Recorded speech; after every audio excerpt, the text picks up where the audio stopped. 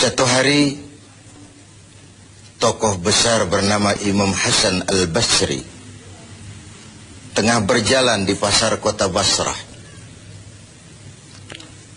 Datang seseorang lalu bertanya kepada beliau, "Ya Aba Ishaq," wahai Abu Ishaq, panggilan buat Imam Hasan al-Basri. Katanya dalam Quran itu, "Ud'uni astajib lakum." Berdoalah kepadaku, aku akan jawab doamu. Mintalah kepadaku, aku akan penuhi permintaanmu. Begitu janji Allah dalam Quran. Lah kami ini, kata si orang tadi, sudah lama berdoa kepada Allah. Sudah banyak kali kami memohon kepadanya. Wah, kok sampai sekarang doa kami nggak dijawab-jawab, nggak pernah dikabulkan. Ini bagaimana? Katanya berdoa, aku kabulkan. Sudah lama kami berdoa. Kenapa nggak pernah dikabul-kabulkan? Apa doa kami salah pasang? Apa Tuhan pas kebetulan nggak dengar? Atau bagaimana ini?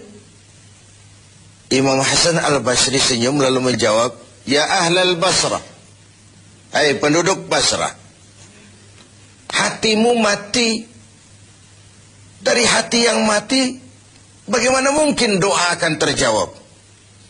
Tidak ada getaran yang menyebabkan channel kepada Allah itu nyambung. Tidak ada. Dari hati yang mati, doa tidak mengeluarkan getaran untuk sampai kepada aras. Hatimu mati, maka doamu tidak dikabulkan." Kita renungkanlah jawaban ini. Sederhana, doa tidak didengar Tuhan. Permohonan tidak dikabulkan olehnya. Tapi kalau kita mau menukik kepada renungan yang lebih jauh, kemalangan apa yang lebih besar selain daripada kalau Allah sudah berpaling kepada kita dalam hidup ini? Permohonan tidak didengar, doa tidak dikabulkan, Allah sudah masa bodoh dengan kita. Kemana lagi langit tempat kita bernaung? Kemana lagi bumi tempat kita berpijak? Kalau Allah sudah berpaling dalam hidup ini kepada kita, itulah kemalangan yang paling besar dalam hidup ini. Sementara kita berleha-leha, menurut kita kemalangan itu kehilangan jabatan, kemalangan itu kehilangan harta benda, kemalangan itu adalah kehilangan orang yang kita sayangi. Allah berpaling dalam hidup kita, tidak pernah kita melakukan evaluasi. Nah, apa yang menyebabkan hati itu jadi mati? Sehingga tidak ada getaran yang nyambung ke aras, yang mengakibatkan Tuhan berpaling dari kita. Doa tidak lagi didengar, permohonan tidak lagi dikabulkan. Ada beberapa hal yang menyebabkan hati jadi mati, sehingga doa tidak terangkat. Imam Hasan al-Basri menjelaskan beberapa faktor yang menyebabkan hati menjadi mati. Tidak ada lagi getaran yang mengantarkan doa ke aras, sehingga Tuhan pun berpaling. Yang pertama kata beliau, "Araftumullaha wa lam tu'tuhu haqqah." Kamu kenal Allah, tapi haknya untuk disembah, kewajibanmu untuk menyembah, tidak pernah kamu laksanakan. Bagaimana hati tidak jadi mati? Kenal. Siapa pencipta alam semesta? Allah. Siapa pencipta lautan, gunung, sungai? Allah. Siapa pencipta langit dan bumi? Allah. Siapa pengatur segala-galanya? Allah. Sholat apa tidak? Tergantung kebutuhan. Kamu kenal Allah, tapi haknya untuk disembah, kewajibanmu untuk menyembah, tidak pernah kamu laksanakan. Bukankah simpel bahwa Fatihah saja mengajarkan iyyaka na'budu wa iyyaka nasta'in? Hanya kepadamu kami menyembah dan hanya kepadamu kami mohon pertolongan. Tertibul kalimat, na'budu dulu, baru nasta'in. Kalau na'budu terlaksana, nasta'innya pasti top chair. Hanya kepadamu kami menyembah, hanya kepadamu kami mohon pertolongan. Kalau ibadah beres, pertolongan pasti datang. Doa didengar, permohonan dikabulkan, munajat pun diterima. Kenapa? Nak budunya beres, maka nasta'innya nikmat. Tidak diajarkan kita iyyaka nasta'in wa iyyaka na'budu. Tapi na'budu dulu, baru kemudian nasta'in. Kalau hati tidak mau mati, janganlah pengenalan kita kepada Allah tidak diiringi dengan pendekatan kita kepadanya. Bagaimana cara mendekat kepada Allah? Logika saja. Mau dekat dengan presiden, ikuti peraturan yang dibuat oleh protokolernya presiden. Mau dekat dengan gubernur, ikuti peraturan yang disusun oleh protokolnya gubernur. Tidak bisa mau dekat dengan gubernur bikin peraturan sendiri. Mau dekat dengan Allah bikin metode sendiri. Dengan jalan ngelamun, duduk madep ngidul, bengong 4-5 jam, lalu mau dekat dengan Allah. Mau dekat dengan Allah, ikuti cara yang sudah diatur oleh Allah melalui utusan-utusannya. Bukan dengan cara membuat sesuatu sendiri. Ini yang pertama. Lalu yang kedua, yang menyebabkan hati jadi mati, qara'tumul Qur'an walam ta'malu bih.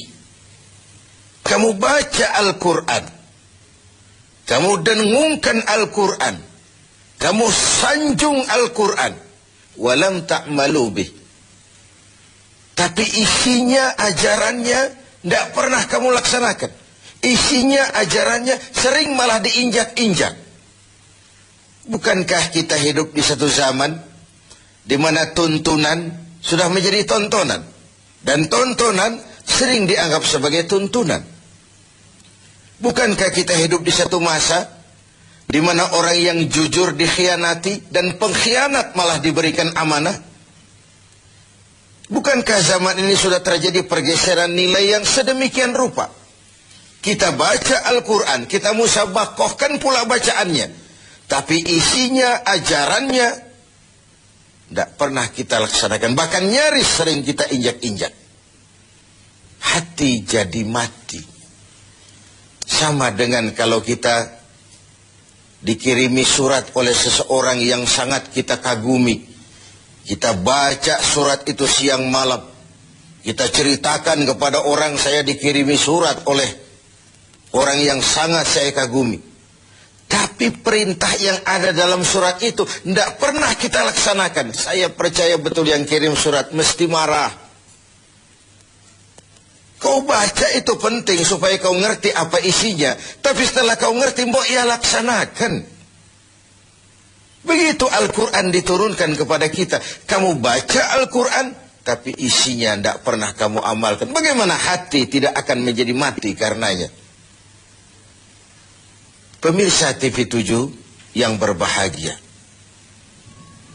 Yang ketiga, penyebab hati itu menjadi mati, akaltum ni'mata rabbikum walam tashkurulah. Kamu makan nikmat Tuhanmu, tapi tidak pernah kamu bersyukur kepadanya. Ikan Tuhan di laut itu tiap hari diciduki, tapi Tuhannya diabaikan. Tidak pernah sesaat pun dalam hidup ini nikmat Allah pernah berhenti. Sejak kita bangun tidur sampai kita tidur kembali, bahkan tidur itu sendiri. Dari sekian nikmat yang kita tidak akan pernah sanggup menghitungnya, Tuhan cuma minta syukuri nikmat itu. Kalau kau syukuri, aku tambah. Kalau kau ingkar, azabku itu pedih. Tiap hari kau makan nikmat Tuhanmu, akaltum ni'mata rabbikum. Kau makan nikmat dari Tuhanmu, walam tashkurulah. Tapi kepadanya kamu tidak pernah bersyukur. Baik syukur dalam bentuk ucapan, lebih-lebih syukur dalam bentuk perbuatan. Karena kalau syukur ucapan semua bisa. Alhamdulillah, terima kasih Tuhan, puji syukur, terima kasih Tuhan.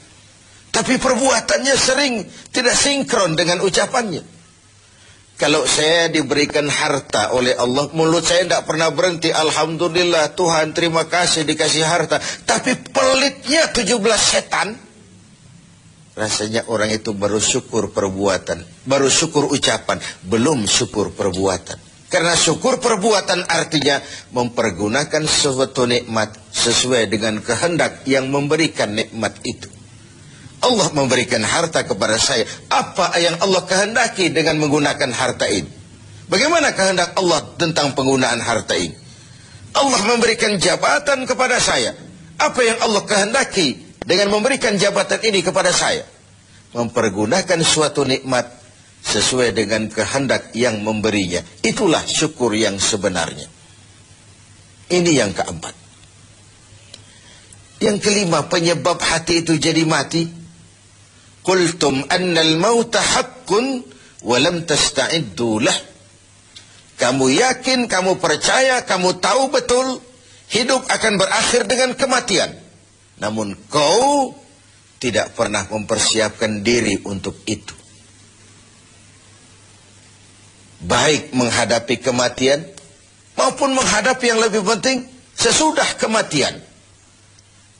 Karena mati pada dasarnya sebuah peralihan dari sebuah tahap kehidupan kepada tahap kehidupan yang berikutnya. Bukan akhir.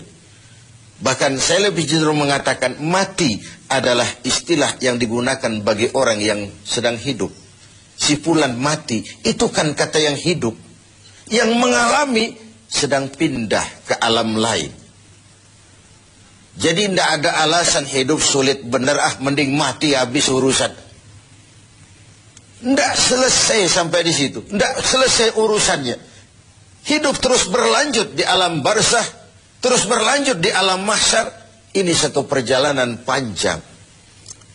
Seperti kita akan berangkat keluar kota yang jauh, tentu kita harus menyiapkan bekal. Semakin jauh perjalanan, semakin banyak bekal yang kita bawa.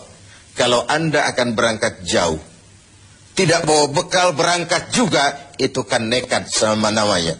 Sampai ke tujuan belum tentu, sengsara di jalan sudah pasti. Kenapa? Tidak ada bekal kok berangkat. Begitulah kita sebagai manusia, hamba Allah. Perjalanan panjang, belum siap bekal, belum cukup ibadah kita, sudah datang saat kematian. Tentu artinya belum punya bekal sudah berangkat. Alamat sengsara di jalan karena bekal tidak ada. Inilah Ramadan di mana kita antara lain menyiapkan bekal-bekal untuk menghadapi hidup sesudah kehidupan yang